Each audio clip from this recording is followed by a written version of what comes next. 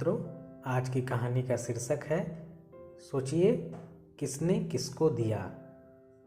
पूस की सर्द रात राहुल अपनी पत्नी पूजा संग एक दोस्त के यहाँ शादी से लौट रहा था।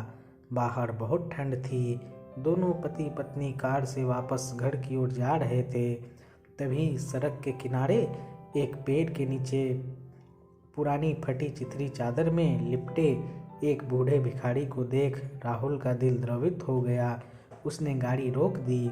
उसकी पत्नी पूजा ने राहुल को हैरानी से देखते हुए कहा, क्या हुआ, गाड़ी क्यों रोकी आपने? देखो तो डियर, वो बूढ़ा ठंड से काँप रहा है। तो उसकी पत्नी पूजा ने पूछा। राहुल बोला, अरे यार, गाड़ी में जो कंबल पड़ा है उसे दे देते हैं। क्या, वो कंबल? राहुल जी, इतना महंगा कंबल आप उसको देंगे? अरे वो उसे ओढ़ेगा नहीं बल्कि उसे बेच देगा। ये ऐसे ही होते हैं। राहुल मुस्कुराकर गाड़ी से उतरा और कंबल डिग्गी से निकालकर उस बुजुर्ग को दे दिया। पूजा बहुत गुस्से में आ गई लेकिन कुछ बोली नहीं। दोनों फिर घर की ओर चल पड़े। अगले दिन राहुल और पूजा किसी काम से मार्केट से लौट रहे थे तो अचानक पूजा ने कहा, चलिए राहुल जी, देखते हैं कल रात वाले बूढ़े का क्या हाल है। राहुल ने वही गाड़ी रोकी और देखा तो बूढ़ा भिखारी वहीं था, मगर उसके पास कंबल नहीं था। वह अपनी पुरानी चादर ओढ़े लेटा था।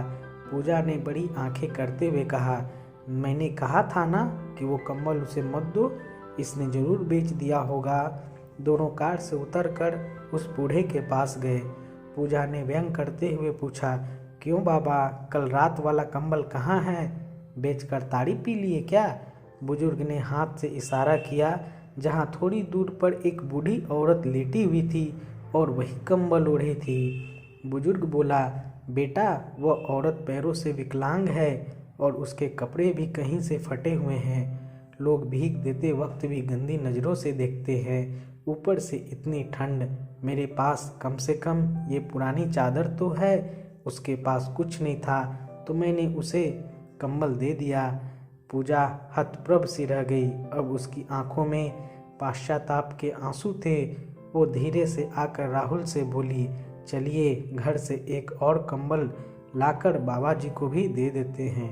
दोस्तों, अगर आप भी धन से सक्षम हैं तो ईश्वर का धन्यवाद कीजिए कि उसने आपको देने वाले की श्रेणी में रखा है। अतः जितना हो सके ज़रूरतमंद की मदद करे। मानवता से बड़ा कोई धर्म नहीं है।